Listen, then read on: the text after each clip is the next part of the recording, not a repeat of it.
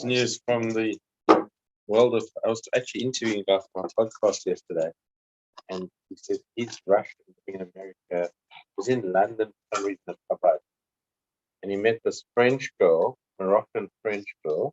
Yeah.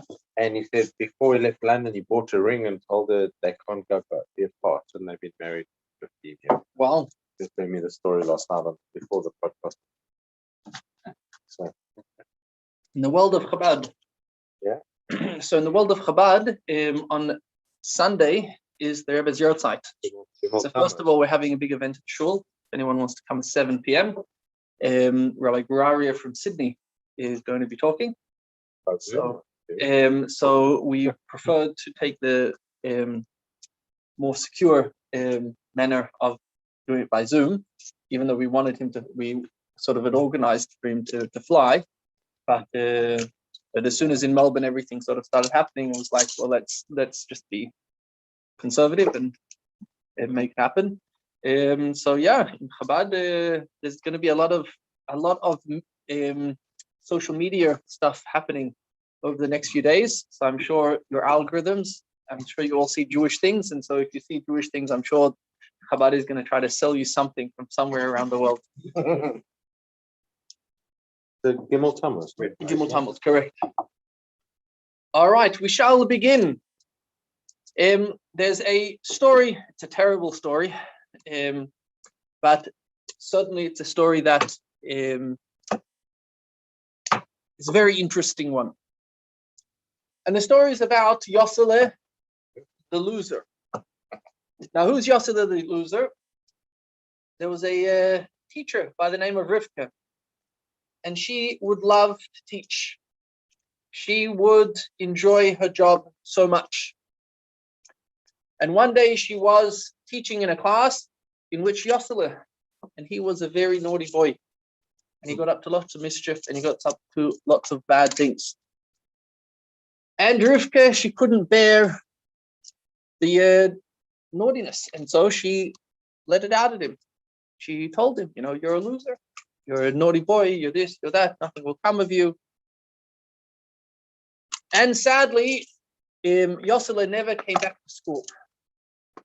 All right, and Rivka, she went on, she lived her life, and she never saw Yossele again for many years later. Many years later, she suffered a heart attack, and she was taken to the hospital. And the most talented surgeon saved her life. And as she was waking up from the surgery, and she was looking around and seeing all of the nurses and doctors and everything, and she sees the surgeon that saved her life. And she was about to take a breath to be able to say thank you. And she loses her breath and she dies. Now, of course, there was inquiry, how on earth could she die, from a lack of oxygen? And after the inquiry, it turned out that Yossele, the cleaner, needed to charge his phone, so he took the machine out to be able to charge it. Now, so there are three things which this story teaches us. There are three things which this story teaches us, and that is, first of all, not every story unfolds the way that you were planning it to unfold. Secondly, everything which you say will come back to bite you. And thirdly, there are some things in this world which are more important than the charging of your iPhone. Now, the reason why we tell this story is we are going to hear another story. And this story, of course, is the story of Korach. Moses, as any good Jewish leader, was leading the Jewish people, and he was enjoying all of the complaints and criticism and everything else which took place together with the Jewish people as they were leaving Egypt. And the Jewish people were just notified after the sin of the spies that they are going to spend the next 40 years in the desert. And here we're introduced to the story of Korach. Korach suddenly arises out of nowhere. He was Moshe and Aaron's cousin. Okay, so he was part of the tribe of Levi. We have a few people from the same tribe sitting around the table. We have a Kohen here, correct? We have Levi. So he comes to Moshe and he says, you and your brother sorted yourselves out very nicely. You're the leader of the people. He's the high priest. With everything stays within the family very nicely. And we're all holy. We're all equal. Why is it that you feel that you need to stand above everyone else? We all should be able to take part in the leadership. We all should be able to take part in the high priest. We all should be able to do what Aaron does, to be able to serve in the Holy of Holies. To which Moshe comes and he says, Rav Lecha b'nei Levi, he says, 1 second, aren't you already a Levi? Aren't you already part of the tribe of Levi? You should feel that within itself is enough. And this rebellion which you're doing is terrible. And of course, the whole mutiny and the fight ensues, and Hashem comes and he swallows up all of the people that join Korach and his men. So the story many times is expressed by rabbis to quench the complainers in the synagogue. We say, you think you can do a better job than the rabbi? You're complaining. Just remember Korach and what happened to them. Go sit back in your place and let the leaders lead, and you just chill out and calm down. Okay? And if not, God will open up the earth and you'll be swallowed. Exactly. All right, exactly.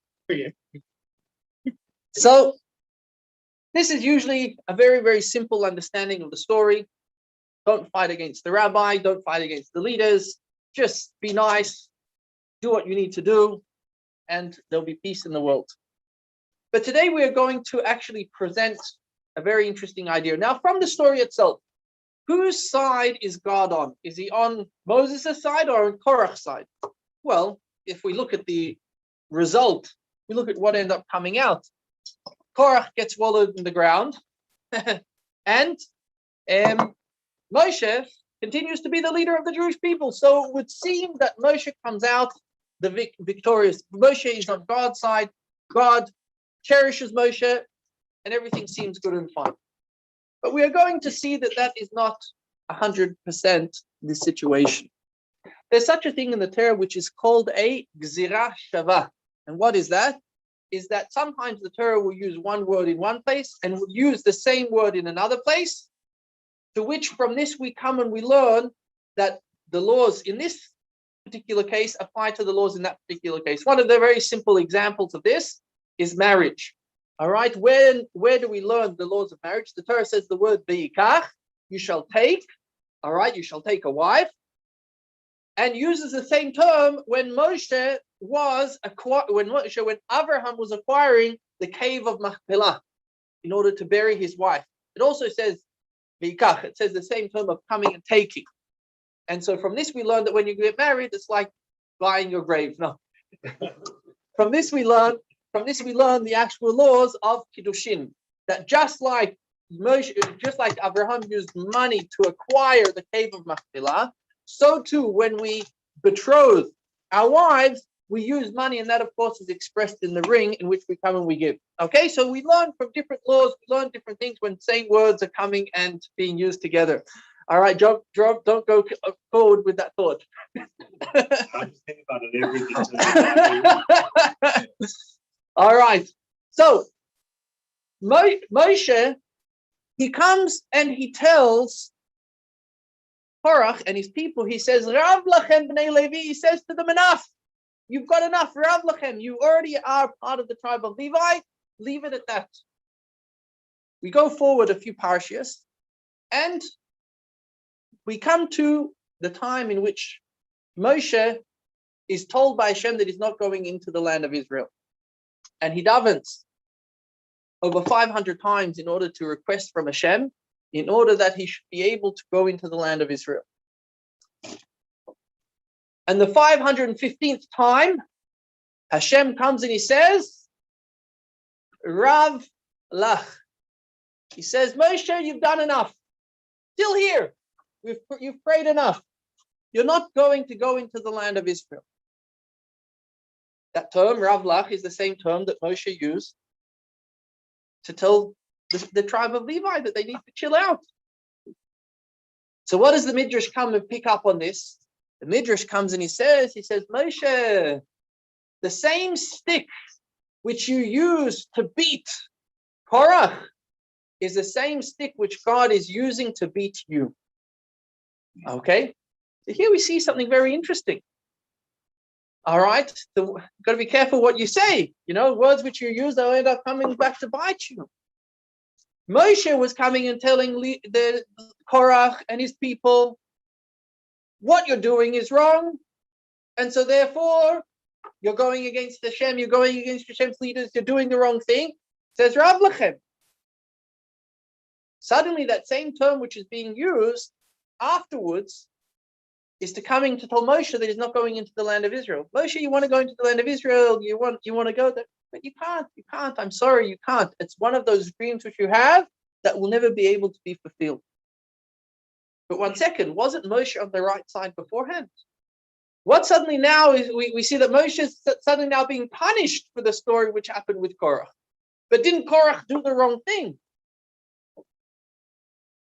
So here when we come and we look at the term which the Midrash comes and uses, the term is a very, very important term. The stick which you use to beat Korach is the same stick which Hashem uses to beat you.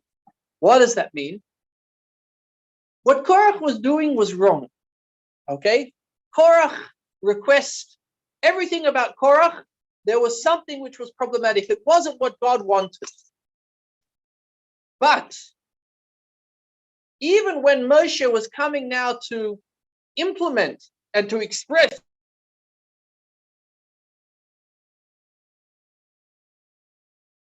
to be able to beat him, he didn't need to do something that he did. And what was that?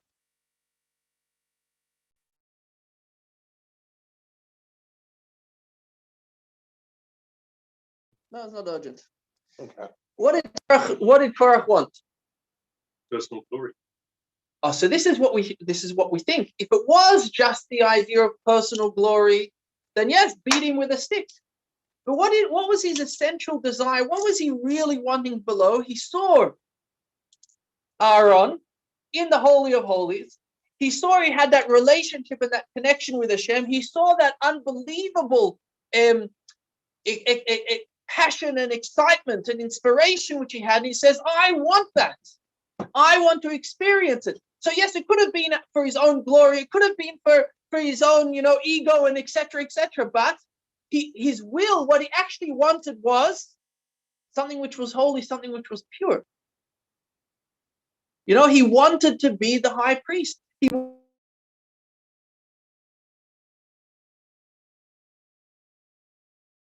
What's wrong with wanting that? There's nothing wrong with wanting it. Motivation? Well, his motivation could have been a negative motivation, but the idea. So the idea was a great idea. The idea of coming and being the high priest. Yes, you should want to be the high priest. And Moshe, when coming and telling him that what you're doing is wrong, so you need to focus. Well, you can't be the high priest. You need to be all of these things, but don't beat down the dream. Let's take it to an example. Right. Yep. If that's the case, then how come Korach was the one that ended up not? Because so let's give the example. All right. He's either right or wrong. He either came to make trouble or he didn't. And if he did make the trouble, then he got the punishment, or he didn't. Oh, so let's see it. Let's see it as an example. Okay.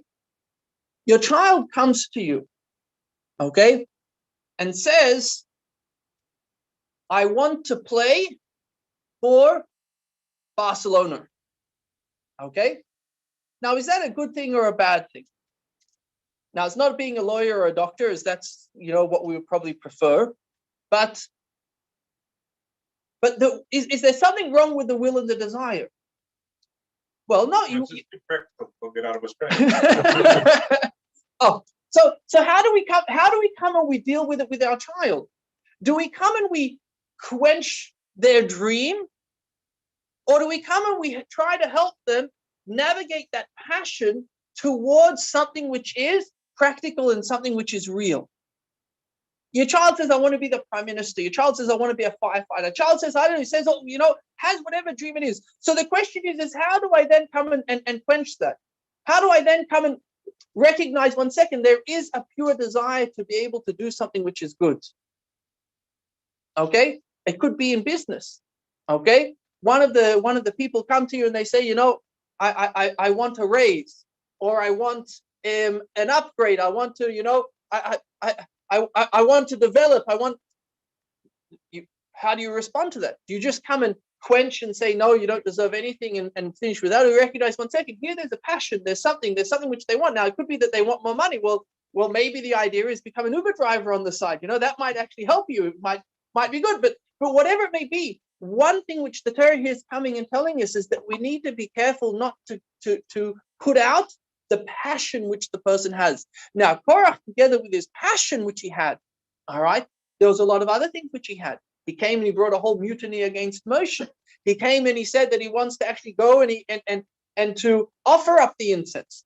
Now, we already had a story where we had two people that wanted to offer up an incense, and that was in Nadav and Avihu. Aaron had two sons, two elderly sons. Now, we know that they also had a passion of developing.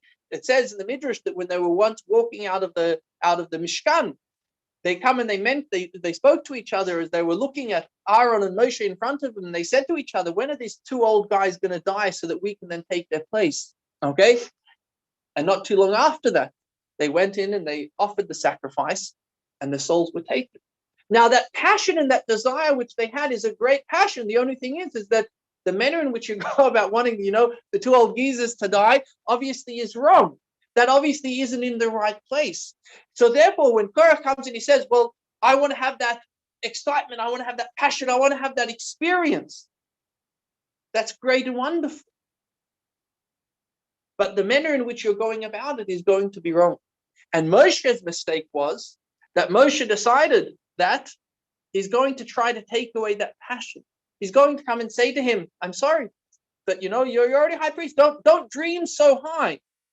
To which Hashem comes and he says to him, says, Moshe, don't worry, that stick is going to be waiting for you. You want to go into the land of Israel. What can you do? You sinned.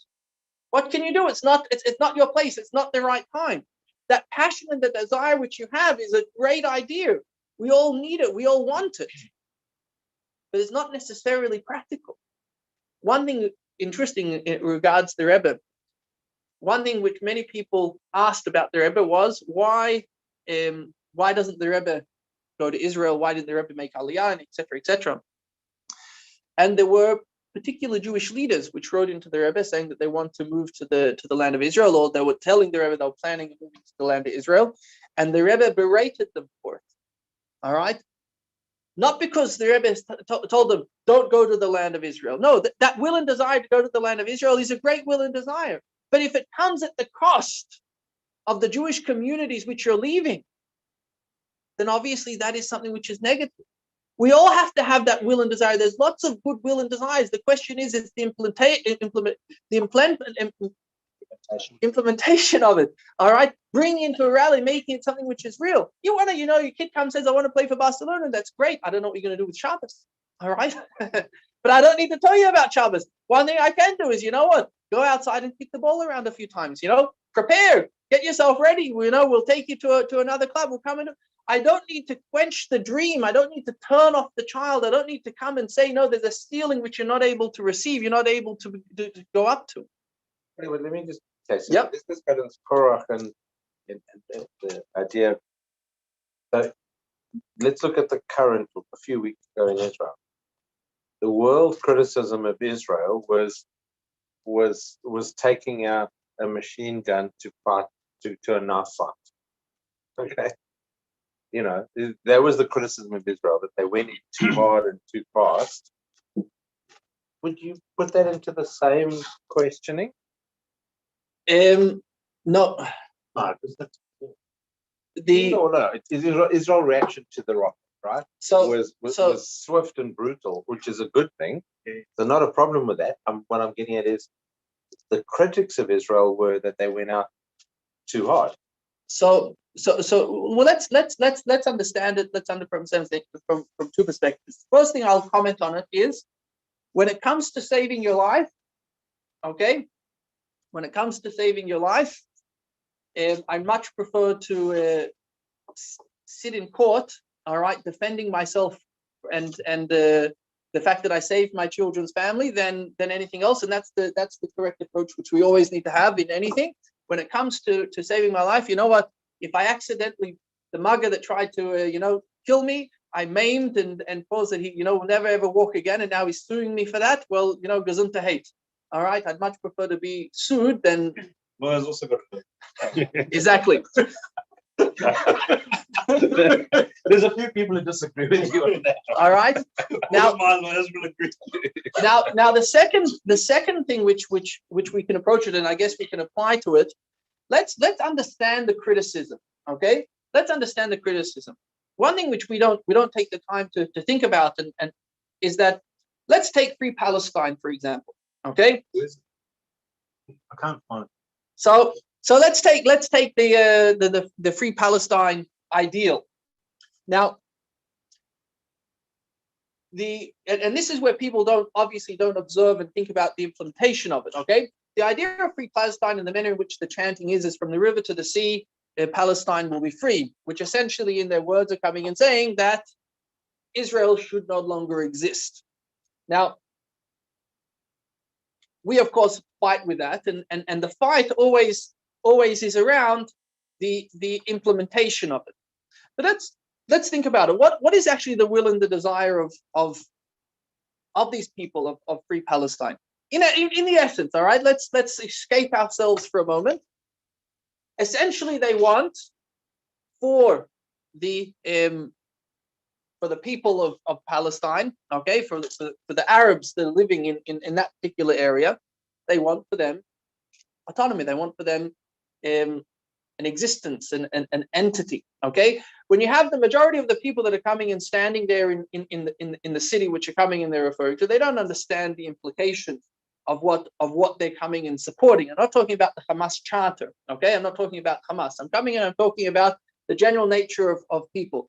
People essentially, they want a place, they want to be able to live, they want to be able to express themselves, to be able to be taken care of. Now, so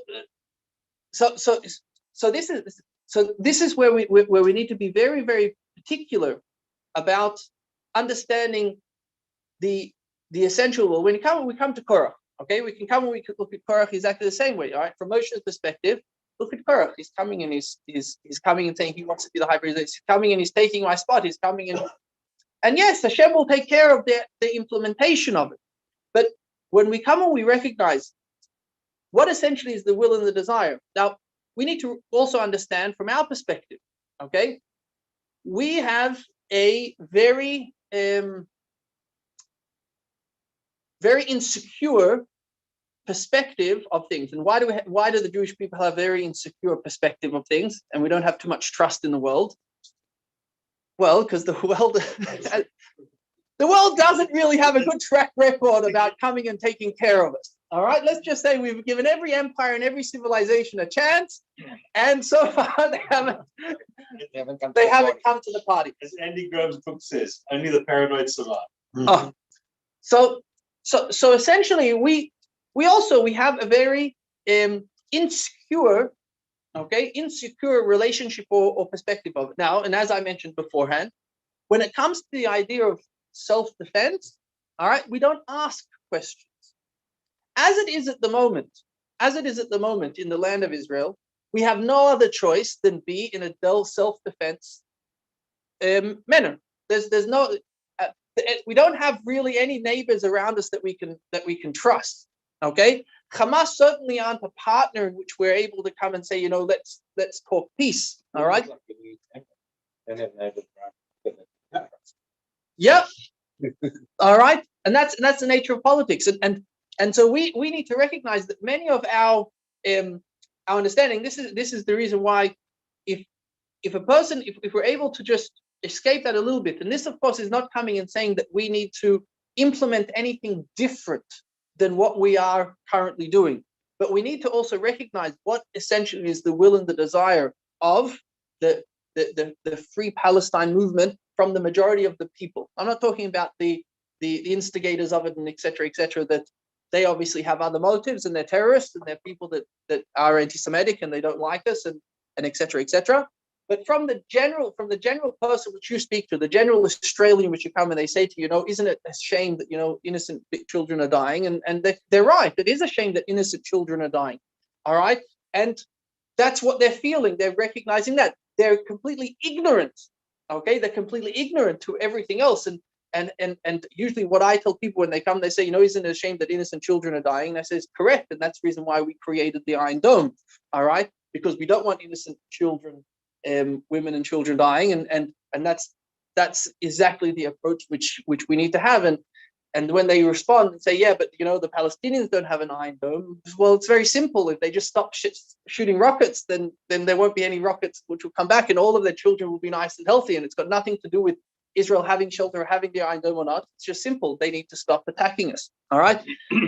and so therefore, when we come into these discussions, you see, when we get into the quenching of people's dreams, it's there that the animosity is created amongst others. Okay? With our children, if we quench their dreams, okay, they feel let down. The passion and their ideals of life, they go away. Climate change is the great thing, all right? Every child between the age of, 0 till, what's it now, 25, 26, all right? They all still believe in this idea of climate change, very passionate about it, okay? Very, very passionate about it. They're not willing to give up the air conditioning in their school, all right, for it, all right? But then again, this is where we need to recognize. Oh, well, but this is where we need to recognize. There's a will. There's a will, and the will is a great will, all right? And that is that we want to be able to better the world. The only sin which is being committed is the implementation of it, meaning the understanding that that's the way that it needs to be implemented. And so when we recognize with us children, and we understand that in the arguments, the debates which we have with them, so instead of getting into a debate about, should we save the environment? Sure, no, yeah, of course we should save the environment, but let's think about how we're going to implement that. All right, let's think about that process which we are going to be able to bring that into a reality, rather than quenching of the dream which we have. Now, from this we get to the next point, okay? Because that, of course, is talking about dreams. How does this come to us as Jewish people? The parsha is called Korach. Now, the Torah obviously doesn't want to tell us about someone which is bad. The Torah wants to come and tell us about someone which has something which is positive. Now, what, of course, is the positive idea which we need to be able to take from Korach? In the times of the second Beis Hamikdash, in the first Beis Hamikdash, the high priest was a person of dignity. The high priest was someone of great honor, of great esteem. The high priest would go into the Holy of Holies, would serve, and then would come out. Yom Kippur was Yom Kippur. In the second Beis Hamikdash, the position of the high priest became an auction. Now, the highest bidder was able to then buy the position of being the high priest, and they would go into the Holy of Holies on the day of Yom Kippur. Now, there's only one problem with it. All right? They would need to tie a rope around the person, all right, on their leg, so that they would be able to pull them out after. So the Lubavitch Rebbe comes and he says, 1 second. Here you have a wealthy gentleman. All right. Now, if a guy's got money to sign, he's got a bit of seichel. All right. He's got a bit of brains. Okay. Now, he's recognized that the year before, the person wasn't of high spiritual level. And he obviously is an honest person and recognizes himself that he might not be that much better. He's going to spend huge amounts of money. Okay. Even Elon Musk isn't willing to go up in his spaceships yet. Okay. But here we have these Kohanim that would pay in order to go into the Holy of Holies for what? To die. But they wanted to be able to have that experience. They had that will and the desire of coming and connecting themselves to the divine. That will and that desire which exists is essentially something which every Jew should have. Every Jew should have the will and the desire to connect to Hashem, regardless of who they are. Now, the Rambam tells us that in the times of the temple, in the times of Israel, the tribe of Levi were treated different than everyone else. They weren't allowed to have any land. Their whole service was a spiritual service. The whole ideal was to serve the Almighty. And the Rambam says now, in the lack of having the temple and having all of that, if anyone wants to aspire to be like a Levite, they have the ability to be the Levite and devote themselves to the Almighty. Okay, so the Lubavitcher Rebbe comes and he learns that here we're talking about two different perspectives. We have a type of person that decides they want to devote themselves to God.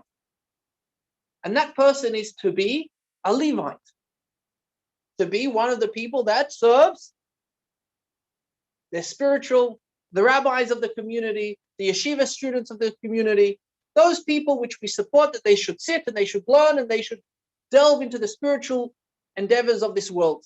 And that's all good and fine. But they're only very specific people. People that can withstand it, that are willing to give up on their physical pleasures, that are willing to give up on all of their physical desires, and etc., and to be able to delve into the world of the spirit.